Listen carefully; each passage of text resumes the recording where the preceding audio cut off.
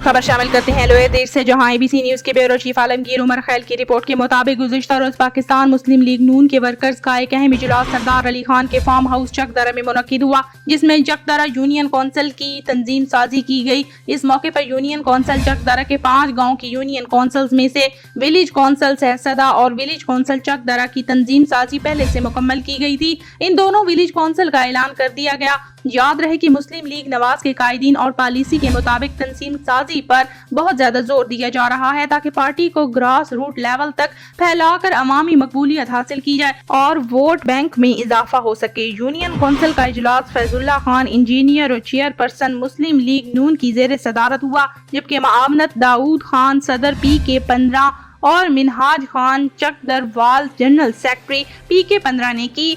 Chakdara union council के लिए general secretary जनाब एडवोकेट इमरान खान ऑफ चकदरा का इंतखाब किया गया।